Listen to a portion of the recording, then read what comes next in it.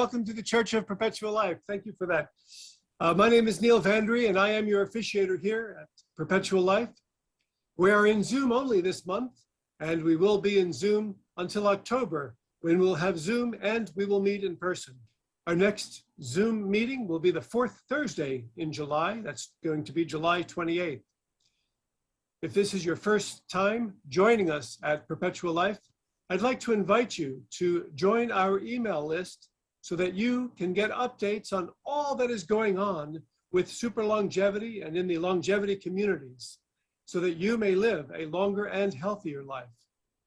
You can join our email list and by simply emailing me through the website at www.perpetual.life.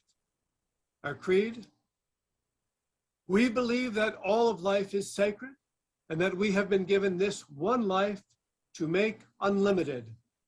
We believe in our Creator's divine plan for all of humanity to have infinite lifespans in perfect health and eternal joy, rendering death to be optional. By following our gospel, we achieve eternal life, creating a heaven here on earth. We follow Nikolai Fyodorov, who taught that the transcendence of the Creator will only be solved when humanity, in our unified efforts, become an instrument of universal resuscitation, when the divine word becomes our divine action. And we follow Arthur C. Clarke, who said, the only way to discover the limits of the possible is to go beyond them into the impossible. And so we enter each day energized in spirit and empowered by the words of our prophets to live in joy, serving our Creator and all of mankind forever and ever. I'd like to share with you a big event that is coming up in the first week of October that you may wish to attend. It's RADFest. RADFest will be October the 6th through the 9th in San Diego. So please go to www.radfest.com to sign up for this amazing event. And you can use a special discount code for RADFest. When you sign up, use the code word Perpetual, and this will give you a discount in the event. Run the video on RADFest to what RADFest is.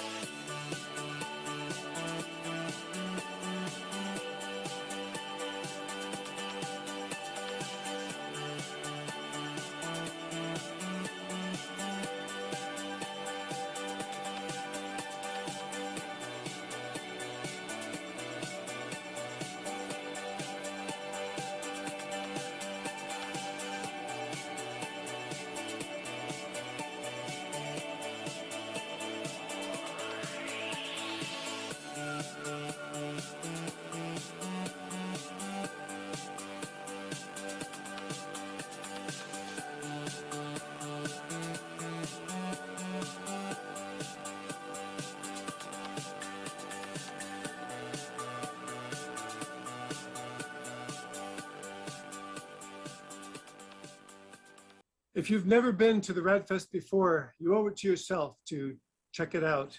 So it'll be October 6th through 9th in San Diego. It's a great event. Hundreds and hundreds of people from all over the world, immortalists, longevity enthusiasts, cryonicists, people who want to live a long, indefinite lifespan, all coming together, converging in San Diego and celebrating life. And it's more than just a conference. It's completely alive. It's great. If you have not yet signed up for a cryonic suspension, and if you are curious about cryonics, please feel free to connect with me and send me an email, connect with me in some way, and I'll be happy to help you to get more information about cryonics and the suspension and the process that you can use. Also, I'd like to let you know about something we have now. It's the religious objectors card. So we have these on the front side. I am a religious objector to autopsy. If as a cryonicist, you obviously don't want autopsy. On the back, there is a script that you can sign with a felt tip pen. And if you'd like to get one of these, please send me your email, an email with your name and street address, and I'm happy to send you one of these cards. I like to put them in with my wallet and right next to my driver's license. If something should ever happen to me, it's something that I would find with my driver's license. In a boat. He took 500 books with him. Also, it's important to be able to let people know in your family, in your communities, that you are a cryonicist and that you are a religious objector to autopsy. It's important to do. So this church, the Church of Perpetual Life, is a science and faith-based transhumanist church. Our faith is in the Creator and in humanity to find ways toward healthy, unlimited lifespans. And I'd like to share with you something that Arthur C. Clarke once said as it related to cryonics. Here it is, quote, "However, as far as the scientific issue is concerned, the statements A, cryonics has no chance of working, and B, cryonics does not advance scientific or medical knowledge are both obviously wrong, as is amply proved by expert testimony. Although no one can quantify the probability of cryonics working, I estimate it is at least 90%, and certainly nobody can say it is zero. The statement that it does not advance scientific knowledge is absolutely ridiculous, because whether it will work or not, research in this area will obviously be of great medical value. I would go so far as to say that anyone who maintains positions A and B is not only incompetent, but guilty of doing grave damage to society, like the doctors who opposed anesthetics and even skeptics in the last century because they were against nature. Signed, all good wishes, Arthur C. Clarke." Let's show the post-human introduction to transhumanists. That would be a great piece to show. So we're going to show that now in the Every moment. aspect of our lives has been reshaped by technology, from the way we get around, the way we seek information, and the way we communicate. It's easy to think that if only our technology advances enough, we'll finally be satisfied. The fact is, we remain shackled by our primitive Darwinian brains.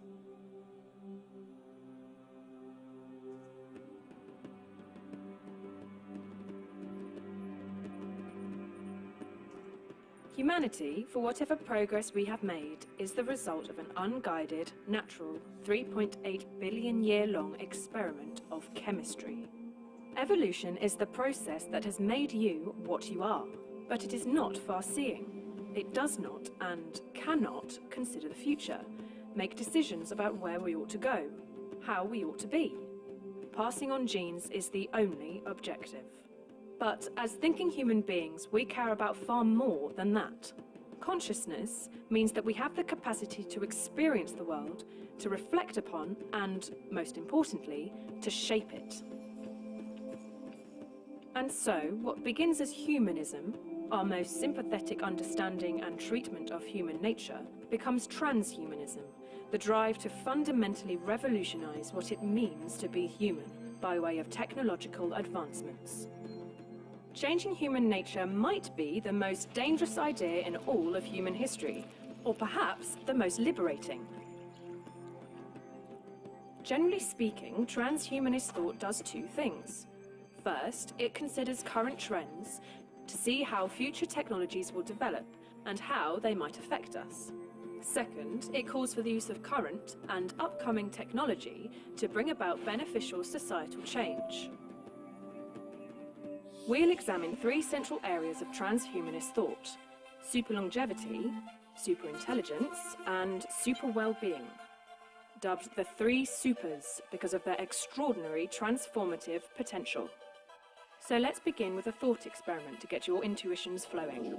Consider this. An evil organization creates an airborne virus. It infects you and the entire human race. As a result, 100,000 people are dying every day. Within 30 years, 1 in 7, 1 billion people will have died because of the virus. Now, how much money should world leaders put into research to develop an antidote? How high on a list of global priorities would you rate this? There is no denying the situation would be dire. Most people would demand immediate action. But hey, this is just a thought experiment, right? Not quite. 100,000 people really do die every day from diseases caused by aging. But no one treats aging as a global priority. So what explains this double standard? Are we simply resigned to death by aging? Aubrey de Grey, an expert in research on aging, argues that our priorities are fundamentally skewed and that we must start thinking seriously about preventing the huge number of deaths due to aging, the greatest cause of fatal diseases in the Western world. The goal of this strand of transhumanism is super longevity. Today, we have the minds and the equipment to begin developing technologies to combat aging. Unfortunately, we lack the will and the financial support to do so. Most of us are so accustomed to the idea of growing old that aging seems like just a fact of life. If modern medicine is supposed to keep us alive and healthy for as long as possible, then the anti-aging movement takes medicine to its logical conclusion. It's what happens when as long as possible means as long as we want. But what would a world without aging look like? How would we manage the huge population growth? And who would own the technologies that make it possible? These are huge questions, but we only have time to raise them. We'll investigate them in depth in future videos. Let's move on to the next area of transhumanist thinking.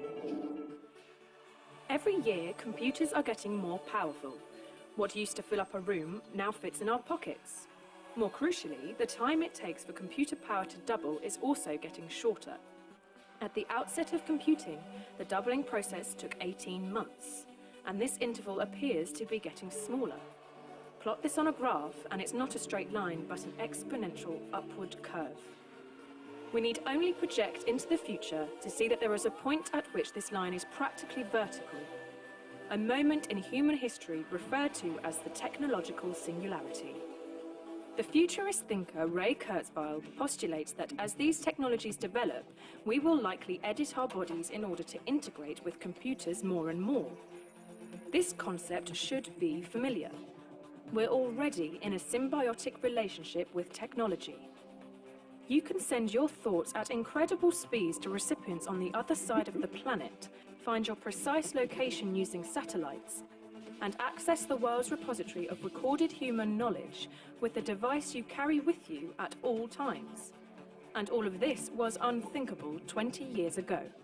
Out of this predicted computer capability explosion may eventually come artificial intelligence, a simulated consciousness in silicon. Given the rate at which an AI will be able to improve itself, it will quickly become capable of thought with precision, speed, and intelligence presently inconceivable to the human mind. If Kurzweil is right, and we end up integrating ourselves with technology, we could be in private contact with this AI whenever we choose. The result of this is that we effectively merge with this AI, and its abilities become our own. This would propel the human race into a period of super-intelligence. But perhaps, as some argue, no non-biological computer could ever become conscious. Or what if, as every other dystopian science fiction plot goes, this AI's goals differ from our own? And what does our increasing reliance on computers mean for our future? Super longevity and superintelligence are all well and good, but only insofar as they make us happier, more fulfilled, more content. Let's look at the last section, which deals with the issue of well-being. Imagine you're soon to be a parent. Your doctor informs you that, if you wanted, you could choose certain features of your child's biology. You could choose how genetically prone to depression they will be, their levels of anxiety, jealousy, anger, and even their pain threshold. Would you choose a high likelihood of chronic depression, an intolerably low pain threshold? How about panic attacks and anxiety? Probably not. The last major branch of transhumanism, spearheaded by philosopher David Pearce, aims to investigate and phase out suffering. He argues that, ultimately, all our conscious states, our feelings, moods, and emotions are all an expression of our brain chemistry. For Pearce, it is clear that natural selection hasn't designed us to be happy, it's designed us to be good at surviving and passing on genes. A species that is permanently anxious and discontented will have a higher motivation to watch out for predators and take precautions for survival. But in today's world, these emotions are vicious. Our biology has barely changed in 200,000 years, which means that whilst culture and society has arguably made progress, we are still those same aggressive, jealous, anxious, savannah-dwelling hunter-gatherers. This is why Pearce argues that if we ever hope to increase the well-being of our species, we will have to edit our genes. Minimizing our suffering, and the suffering of those we care about, is a crucial part of what drives us.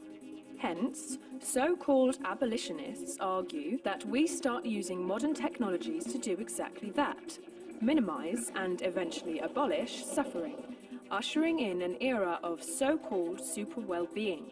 At present, every child is a roll of the genetic dice. Pearce argues that the least we can do is load the dice in our favour to create happier, healthier, longer-living humans. But might our compassion, curiosity, and pursuit of knowledge become secondary to our hedonism? If we're all content, why visit the stars? And isn't suffering sometimes a good thing? These are the three key areas of transhumanist thought, and we've only begun to scratch the surface. The three supers, super longevity, super intelligence, and super well-being, might radically change human history if, or when, they are realized. One of the main issues facing transhumanist ideals is that they are seen as far-fetched, or perceived as just science fiction. But this is a big mistake. We are already transhuman. We're living longer, integrating more with technology, and emphasizing quality of life. We're in the process of redesigning what it is to be human, only the effects are still so subtle and so slow that it doesn't look like much. But these changes will come faster and faster, and it's only wise to be an active, informed participant in the next stage of human development. I love that video. You know, it really encapsulates what transhumanism is and really what we are working toward. What would you do if suddenly death became optional? Let's say the front page of the newspaper says that medical researchers in a lab in Oregon have reversed aging for human beings. What will you do when humanity has found a cure for aging? Some people don't believe that this is possible. For over 1,000 years, people had tried to break the 4-minute mile barrier. Experts said that it couldn't be done. Some even tied bulls behind them to increase their incentive to do what was thought to be impossible. They said that the human body had reached its limit. In the 1940s, the mile record was pushed to 4 minutes and 1 second, where it stood for 9 years as runners struggled with the idea that the experts must be right. Then, in 1954, Roger Bannister broke the 4-minute mile barrier when he ran the mile in 3 minutes and 59.4 seconds. As part of his training, he visualized the achievement in order to create a sense of certainty in his mind and in his body. After he broke this invisibly perceived barrier, an interesting thing happened. Immediately, other people began to also run the mile in under 4 minutes. The barrier that had existed for over 1,000 years vanished. Generally, when we are told something that is to be impossible by the experts, then we believe them, don't we? When a person goes to a doctor and they're told that they have stage 4 cancer and that there is no possible cure, that patient often believes the doctor completely, goes home and dies without even a fight. we tend to follow and believe the experts. Now, the experts learn what they know from past experts who have in turn learned from previous experts, and so on and so on. And so the status quo is maintained until someone like Roger Bannister comes along. I would say that the same exists for reversing the aging process in people. You know, the world was widely believed to be flat until Columbus and Magellan set sail and did not fall off the edge. Flight for humans was deemed impossible by the experts until the Wright brothers flew at Kitty Hawk in 1903. And then, after that perceived barrier was pulled down, only 66 years later, Neil Armstrong and Buzz Aldrin and Michael Collins flew to the moon. If you say you can't, then you won't. If you believe you can or believe you can't, either way, you are right. If you believe you can or believe you can't, either way, you are right. We're going to share Immortality or Bust movie trailer. When he was 21, he sailed across the planet in a boat. He took 500 books with him. He's credited with inventing volcano surfing. Zoltan Istvan, he's running for president in 2016. A typical transhumanist is somebody who has an interest in using science and technology to radically enhance themselves. You know, it's like a port, more body modification than anything. So when I present my tag to the car, it unlocks the door. Another reader to start my car. This goes right onto my skull. Biohacking definitely is a hidden world. This has been part of the problem with transhumanism, is how do we spread transhumanism without doing something very provocative? Well, you probably really can't. The plan is to drive this sarcophagus on wheels to Washington, D.C. You want to run for president? It's like, yeah.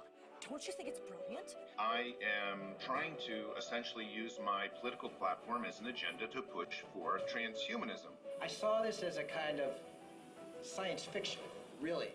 I didn't come to die. I came to stay. I mean, Americans just hate science so much. I'm not sure about this eternity thing. America's gonna just grab a rifle and tell you to go back to wherever you came from. A person who's a transhumanist wishes for extremely long life. It does not help the spirit of evolution. To enable human beings to bypass nature. We don't really believe in that word natural. You're a politician, you have to sell people hope. The public is right, but the government is wrong. You have to somehow tie this into the greatness of America. I mean, we spent 20% of the federal budget basically on making bombs and defense and things like that, and just less than 2% on science and medical research. Given today's level of technology, there's nothing more I can do for this person. My father has had 4 heart attacks. He can't survive heart surgery anymore. The religious objector card, does it explain that it's about cryonic? Yes, Eric. So the objector's card, I am a religious objector to autopsy, it specifically says that the person is a longevity enthusiast, or actually I believe it says immortalist. It doesn't talk about cryonics on the card, but it references that someone should contact a person at the Church of Perpetual Life. And obviously we wear, those of us who are cryonicists, we have our medical bracelets, don't we, that will tell people that we're a cryonicist and to contact Alcor or CI or whatever the provider is. Cue the video for the future technology to become immortal. I think you're going to enjoy this one.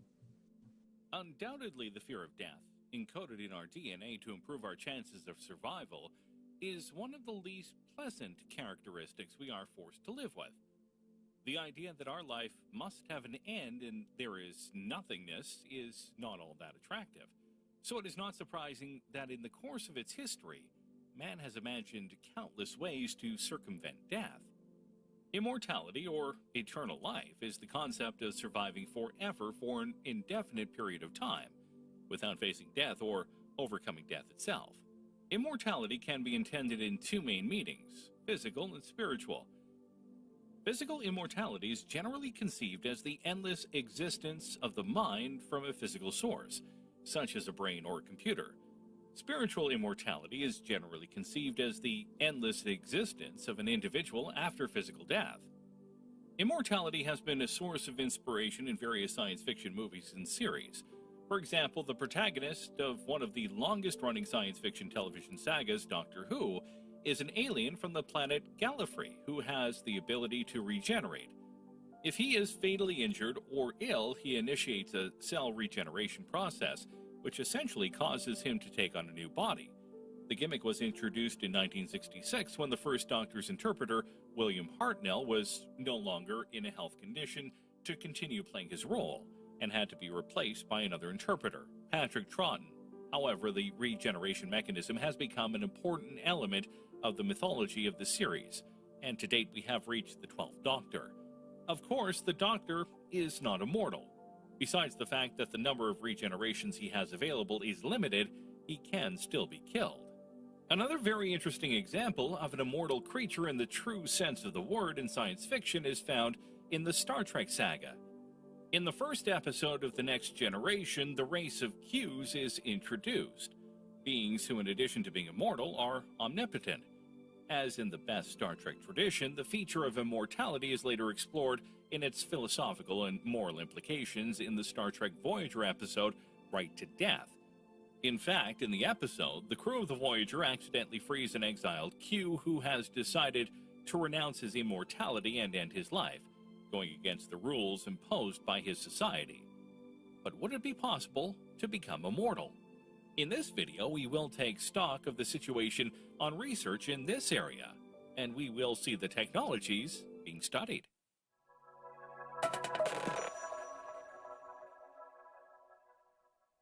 We begin our roundup of hypothetical technologies to become immortal with hibernation. Present in many science fiction films such as James Cameron's 2009 Avatar, the protagonist and the other human soldiers are hibernated for 6 years on the journey to the moon Pandora. Cryonics is a technology that aims to extend life expectancy. In practice, it consists in lowering the body temperature of people declared legally dead until the liquid nitrogen temperature is reached.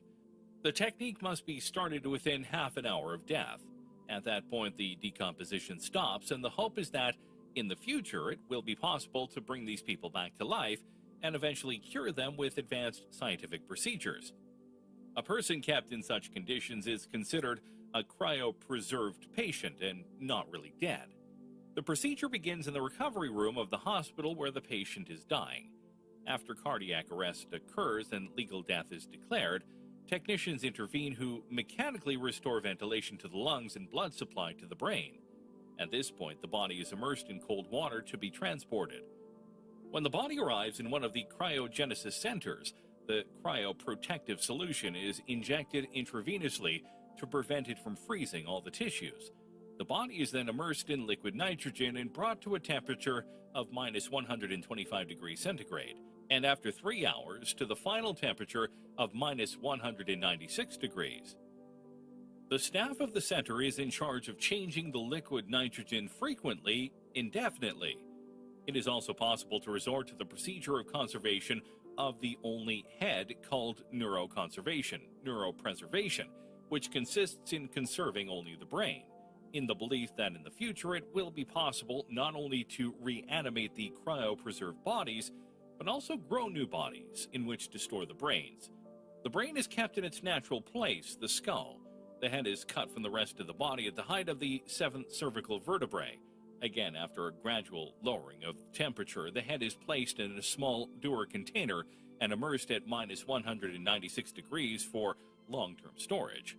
The possibility of cryopreservation is based on 3 main hypotheses, which, however, have never been confirmed by science at the moment. An individual's memory and personality remain intact within the structure of the brain even when his activity is interrupted after clinical death. Cryopreservation procedures do not in any way affect the structures of the brain responsible for memory and personality. It will be possible in the future to restore the cerebral capacities of cryopreserved brains. The technique is expensive and controversial. To date, no one is able to predict whether it will be possible to bring hibernating bodies back to life, because the technology that allows to do so does not yet exist. There is currently no guarantee that a cryopreserved patient can be awakened, because there is still no technique capable of doing this. And even if we succeeded in reviving him, we do not know under what conditions we could awaken this person. If you decide you want to be hibernated, you have to be quite rich. In the United States, the figures are between $160,000 and $200,000 to keep a body, and $80,000 if only the head freezes. Russia is cheaper, where the preservation of the body costs $26,000, while if you opt for the head alone, the figure is around $18,000. Would you like to be hibernated? Write it in the comments. What if hibernation is not successful, thus causing damage to some parts of the body? No problem.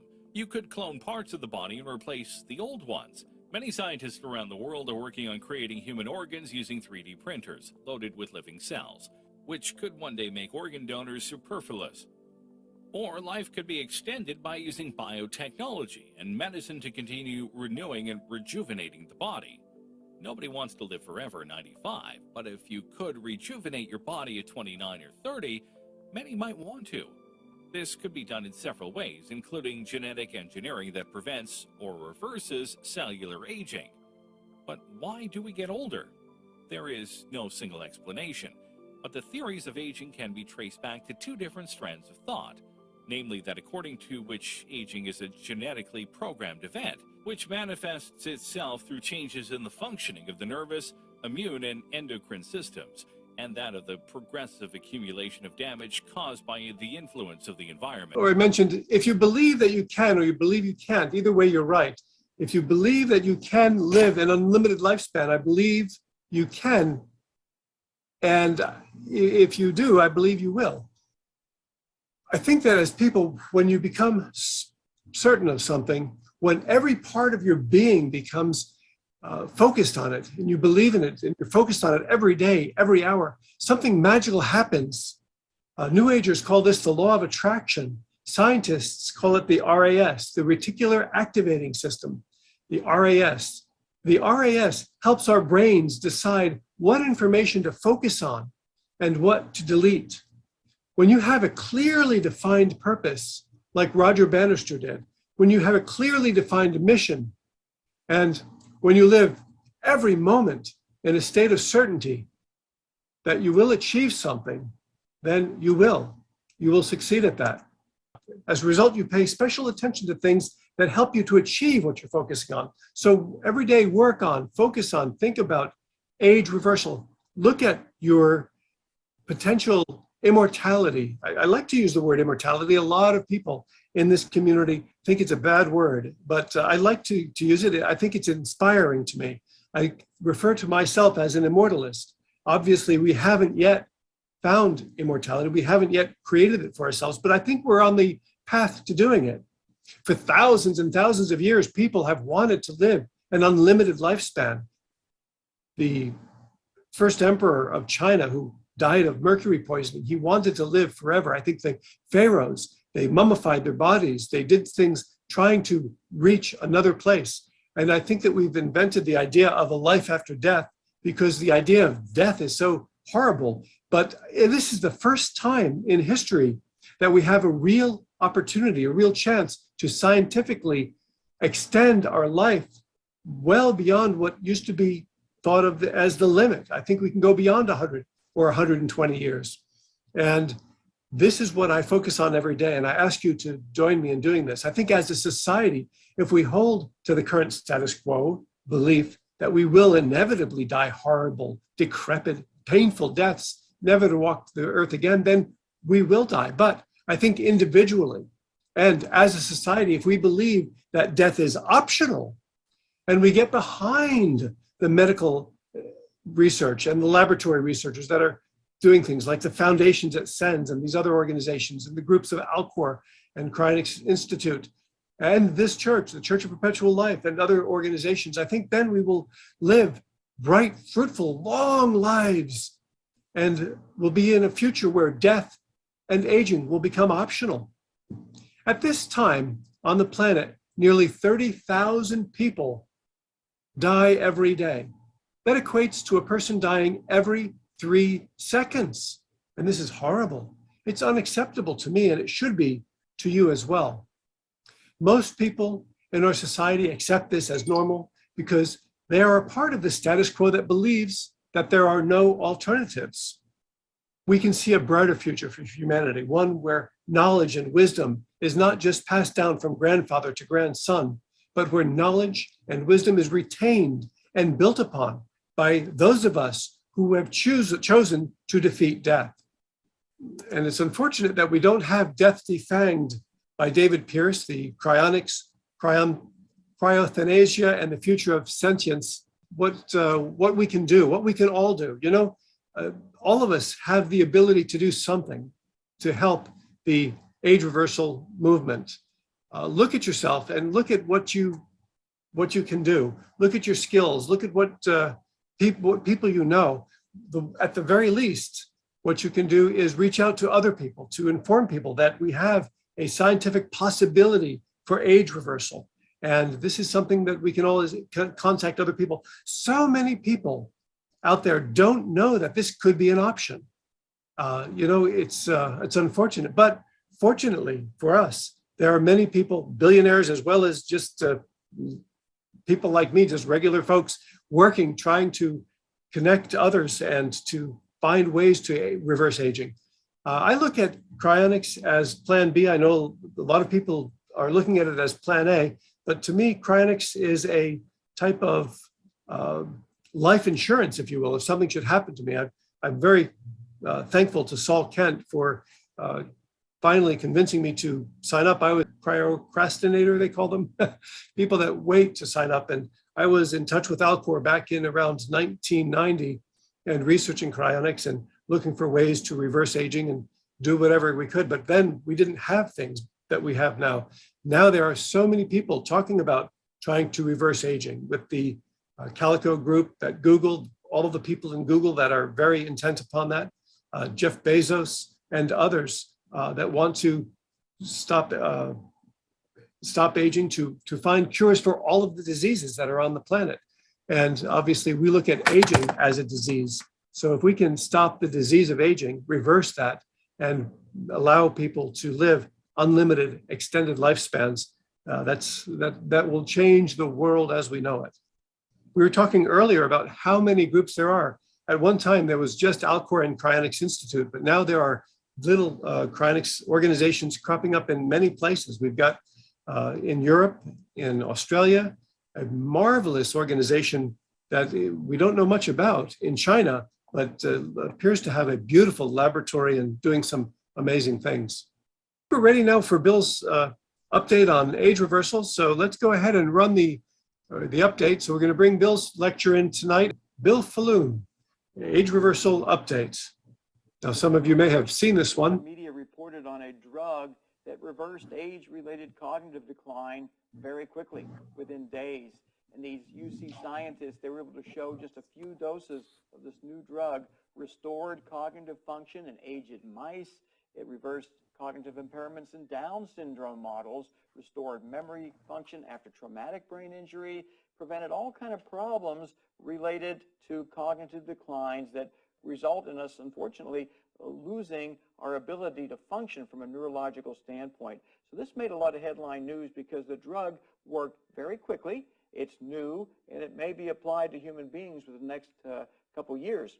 What's available right now is plasma dilution. We have some of our supporters experimenting with this, and there are clinical trials going on where you undergo an apheresis procedure where they will take your blood and run it through an apheresis machine to remove the senile proteins, and just replace it with healthy albumin and fluids. And they're seeing some rather dramatic results in some of the initial clinical trials, but it continues to work in the animal model. There's a couple dozen trials like this that have been done in animals, and every one of them shows improved neurological function, reduced brain degeneration. This study showed reduced neuroinflammation, which is an underlying cause of virtually all of the diseases we suffer from as we grow older. And another study coming out about restoring vision. Wow, you think blind people are never going to see again, and here this group has developed a way to restore the optic nerve in a way that they were able to regrow the axons that connect the various neurons and other neuronal type cells together. And this particular treatment restored vision in mice. This could theoretically reverse the blinding effects of glaucoma or eye injury or the many other ocular disorders that occur with normal aging. And these studies are coming out one after another, one after another. So this triggered some international publicity, and they used the Yamanaka factors, 3 of them, that trigger mature cells to adopt an immature state. That means a youthful state. And as a result of that youthful state, they started to regenerate. And long-distance axon extension then was able to occur in the optic nerve. As you know, when you go in for an eye exam, when they're looking for potential glaucoma and cataracts, they give a good look to that optic nerve, because glaucoma is not defined as high intraocular pressure. It's defined as damage to your optic nerve. So there's now a potential regenerative method to reset DNA methylation patterns systemically and enable blind people potentially to see again if this research applies to human beings. And the media continues to report on the very wealthy people who are putting lots and lots of money into age reversal research. And what I was impressed with this article, it came out in September, I just saw it a couple days ago, is that Michael Bloomberg, he's indicated that he'd like to live to be 125 years of age. And that's very good because he's got lots and lots of money to support research that could very well enable him to achieve that. And if he achieves it, everyone else will get to do that also. But it's nice to see that the multi-billionaires almost uniformly are viewing aging as something they want to do something about. They want to intervene. They want to stay young or grow younger. And this is fantastic news.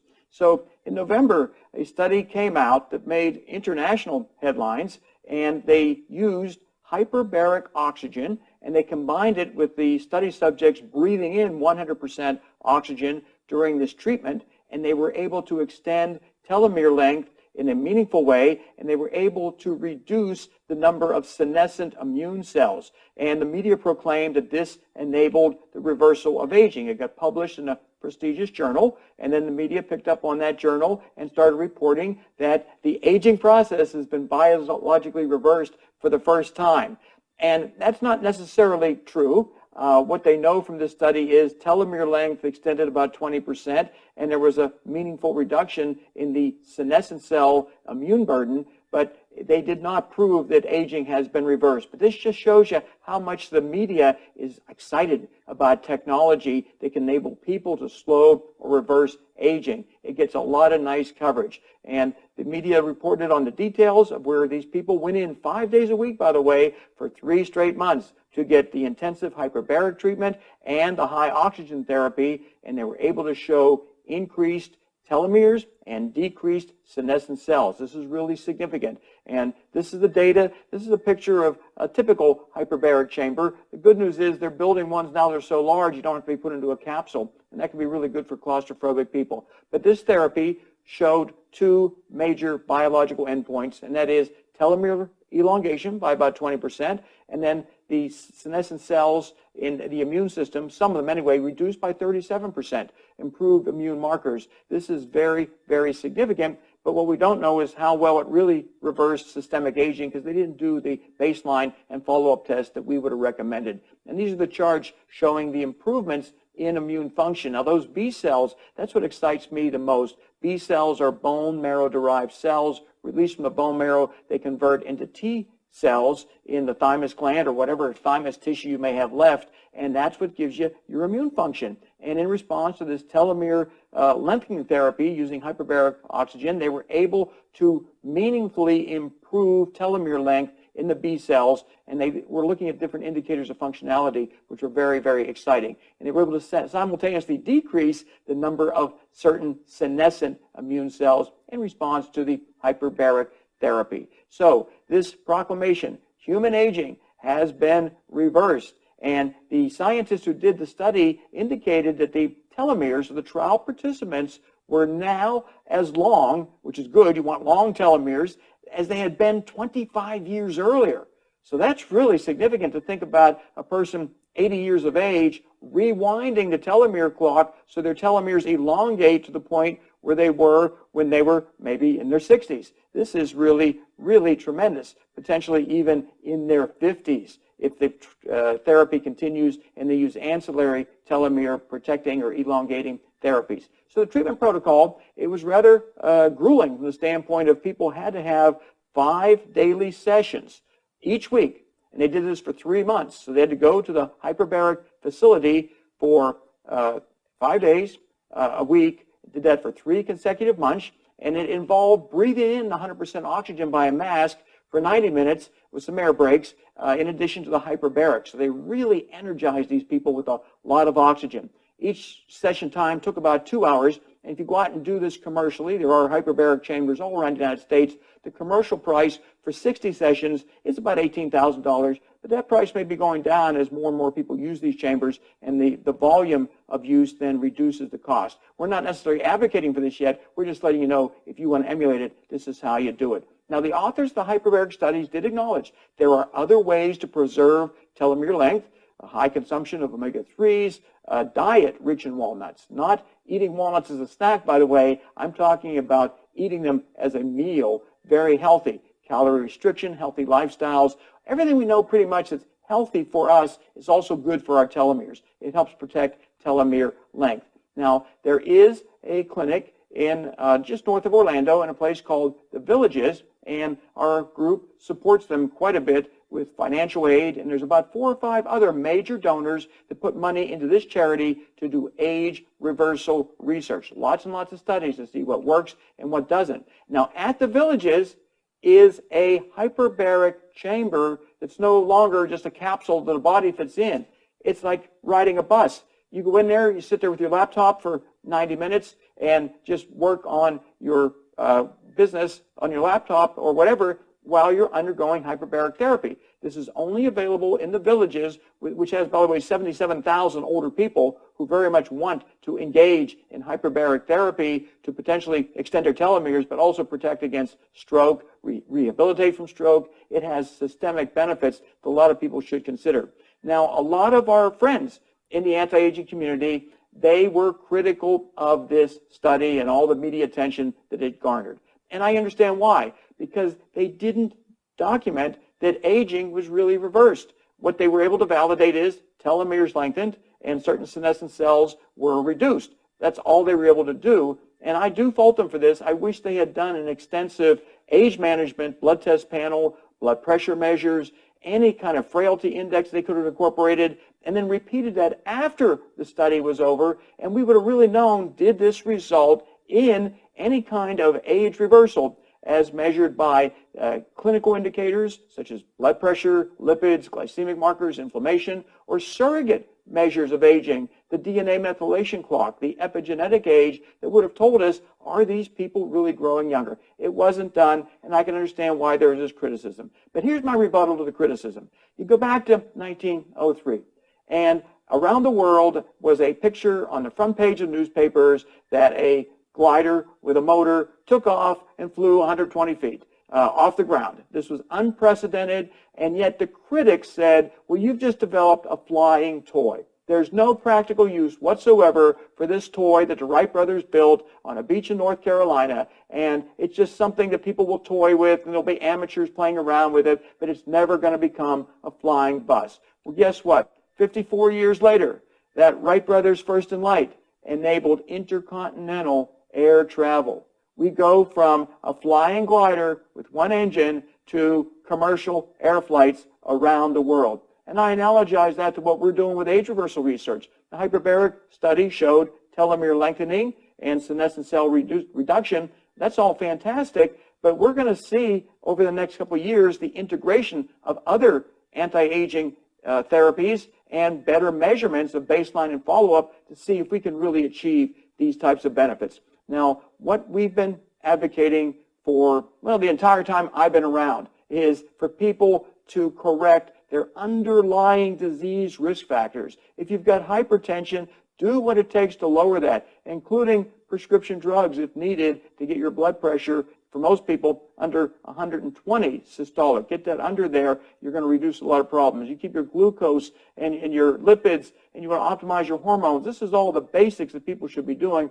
A lot of people aren't. But this is what we'd recommend for the next hyperbaric study, is you measure all of what's on level 1 and see what happens after the study is completed. So an update here on intermittent fasting, also known as time-restricted eating. More and more of us are doing that, where we'll eat about 8 hours every day and fast about 16 hours. I've been doing it for a long time, by the way. I've gotten fantastic results, and I feel great doing it. But the New England Journal of Medicine, December 26, 2019, they published a review article in which they talked about the consistency of the data, showing that if you can just confine the time you eat each day to only 6 hours and fast for 18, you trigger all kind of favorable metabolic switches that increase longevity and decrease disease incidence, including the disease of obesity. Animal models show robust benefits, consistent, robust benefits to intermittent fasting. Everything we like to do by taking a pill, you can potentially accomplish with intermittent fasting. Human studies show what we take prescription medications for, such as high lipids, high blood pressure, chronic inflammation, diabetes, called insulin resistance here. We could potentially get rid of a lot of those drugs by intermittent fasting. Great news, published December 26, 2019, massive review article of all the studies that have ever been done on intermittent fasting. And then JAMA, Journal of American Medical Association, publishes a study in September 2020 in which they did not find benefits to intermittent fasting. Just a little bit of weight loss and no change in the metabolic risk markers. And this is what happens with science. Not every study is consistent. So we just have to look at how this study was done, maybe make some adjustments to how it was done, and hopefully be able to replicate it in a way that it does produce the results we're seeking. But the preponderance of published evidence indicates huge benefits to intermittent fasting. And in October, well, I guess we got rescued from our position because in Nature Research, another study published in which they only fasted 14 to 15 hours each day from morning till dusk.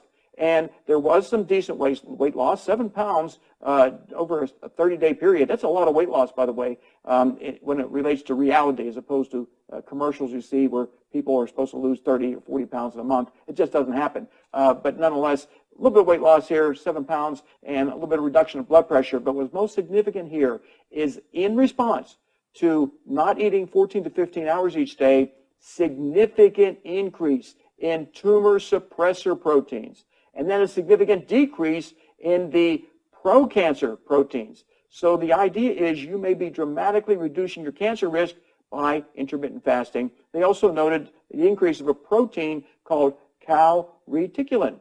And by a meaningful increase 16 times, that enhances the IgG response to SARS-CoV-2. So there may be immune-enhancing benefits, anti-cancer benefits, and all kind of metabolic benefits to intermittent fasting. Cover of Vogue magazine, September 2020, they did an incredible report on all the different scientists at prestigious universities doing research aimed at slowing and reversing aging. The media continues to pick up on it, and I'm just going to go through some slides here starting around 2015. The world woke up to the fact that aging is potentially a reversible condition. And this is something that the media, one headline after another, shows how the scientific community and academia and big pharma, they're all looking for ways to induce biological age reversal. And there's all kind of different methodologies being employed: young plasma, plasma exchange, metformin, rapamycin, NAD, senolytics, all kind of ways that people are using right now to hack the code of aging to enable them to escape what normally occurs. Now, Popular Science did a nice article about the work that we're doing here, and they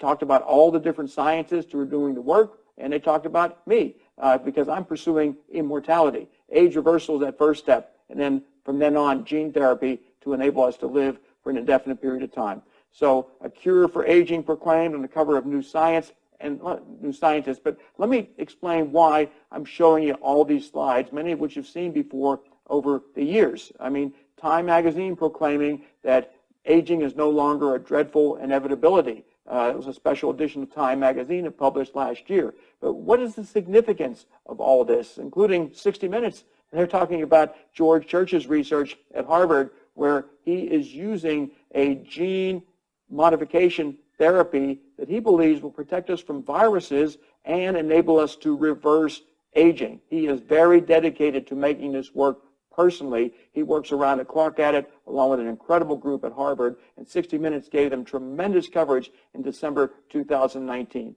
But here's the significance of what I've just shown you. An individual who created the robots that make your cars, he died. Wall Street Journal does an obituary on him, and anyone who gets an obituary in the Wall Street Journal, they're usually rather significant, successful people. But how did he get the idea to use robots to make cars? Well, he read an article in 1952 in Scientific American describing a rudimentary computer program that told a machine how to carve up a piece of metal.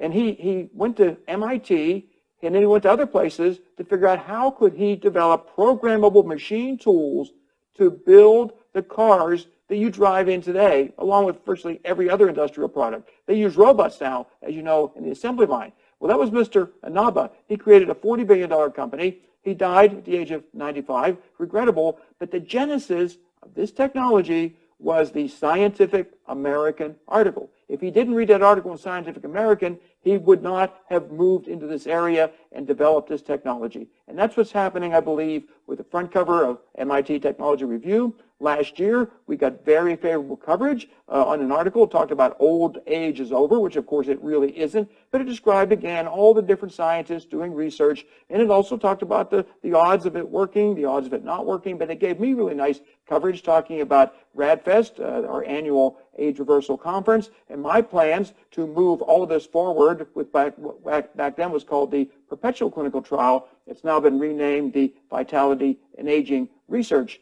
Studies, both intervention studies and the longevity studies. So the dilemma today, we target one pathway of aging in most of the clinical trials, and we see a little bit of benefit, but we're looking for meaningful improvements in health span and longevity. Solution, intervene with a cocktail of treatments designed to improve the health as measured by markers of biological age. And that's going to be done through the interventions of multiple therapies, not a single therapy. We're talking about 4, 5, 6, 7 therapies administered in a sequential order in an attempt to meaningfully reverse aging in people. Not just improve biomarkers and clinical measures. We want people to feel better. We want to see their frailty index go in reverse so that they're not as vulnerable to falls. If they do falls, we want stronger bones so they're less vulnerable to fractures. Put everything together, we need to meaningfully reverse the aging process with a combination. It's simply a matter of putting the pieces of the puzzle together. I feel we are so far more advanced with age reversal technology than the Wright brothers were. It's unreal. But we can't wait 54 years for it to become a commercial reality.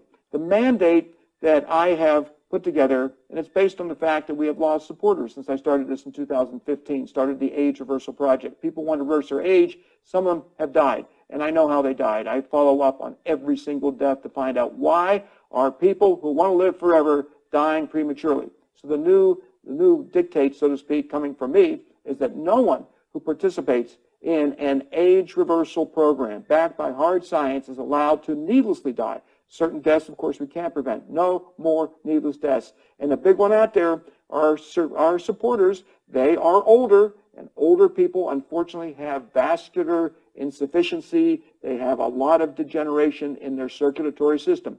So they have heart attacks and strokes. Now, they delayed those by decades by eating healthy, by exercising, by maybe taking the right nutrients, drugs, hormones. They delayed it. But at some point, they do suffer these calamities. And what I'm advocating is when you get your blood test results, don't just look at them and put them in a drawer.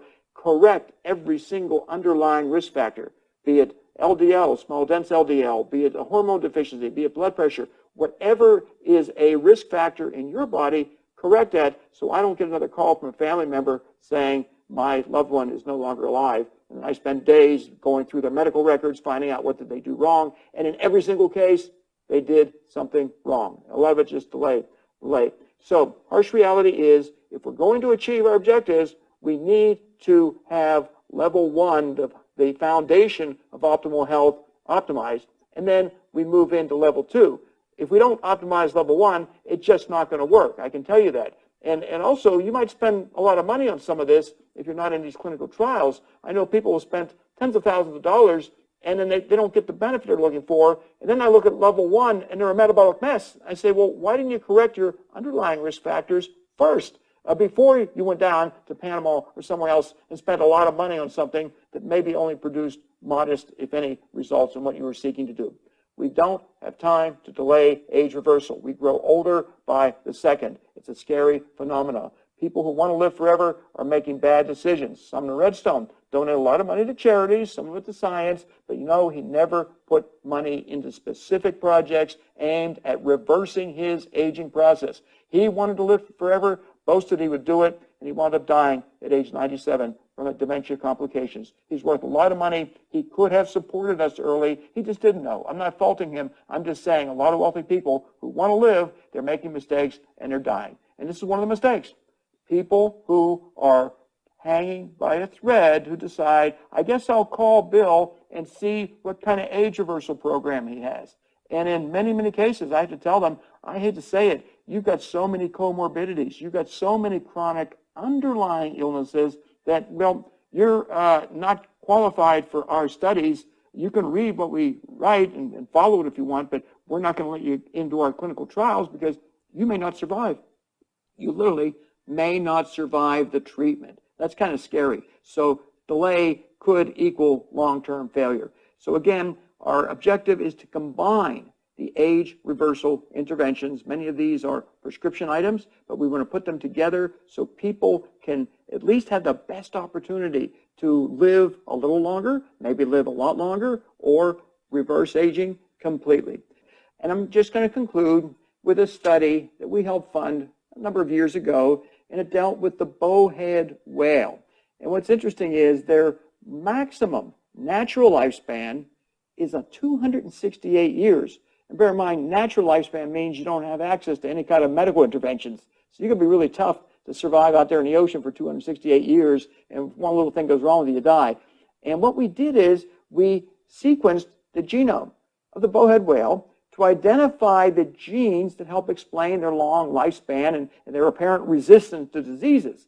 And what we were able to do is take that genetic sequence and donate it to anybody who wanted it to seek if they could use that genetic code to reprogram human gene expression patterns to enable us to live to 268 years or longer and reduce our risk of horrific diseases. And I'm going to conclude with a New England Journal of Medicine cover. It was an editorial called Getting Comfortable with Risk, and describes who we are, the daring innovators, the disruptive thinkers, and the volunteer patients. That's us, by the way, and I'm one of them, the volunteers who put our lives on the line in order to advance medical science and hopefully reverse our aging process. But without us, very little medical progress could be made. So thank you, New England Journal of Medicine, for endorsing our vitality and aging research and everything we're doing in various groups to defeat biological aging.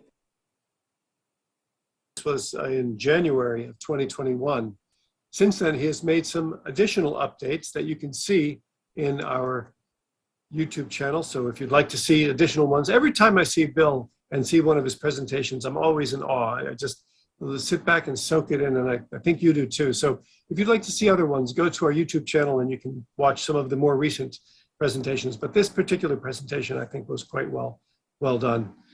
Hopefully, we'll be able to bring David Pierce back at a future date and have him do his presentation on death defanged, cryonics, cryoeuthanasia, and the future of sentience. Our event tonight has been recorded, and it is available after we close. You can find it also on our YouTube channel. Go to our website. If you scroll down, you'll see some of the more recent events, but this one you'll be able to find in the days to come. There'll be a link right on the top of our website. You can go to our YouTube channel and see all of the presentations, from presentations of Aubrey de Grey and Martine Rothblatt, and so many of our great speakers over the years. Next month, we will have a Zoom presentation on Thursday, July 28th at the regular time, opening for a social hour at 6 p.m. and a formal presentation at 7 p.m. Eastern Time. I want to thank you for attending our service this month. Be sure to get our monthly email newsletter for updates to our next service and other updates and discoveries in age reversal technologies. Thank you. And those of you who are on Zoom, stay with us and we can continue to have our social hour. Thank you for joining our presentation tonight. And please share this recording of this event with all the people that you love and care about, and remind them that next month we'll be having another brilliant presentation here at the Church of Perpetual Life.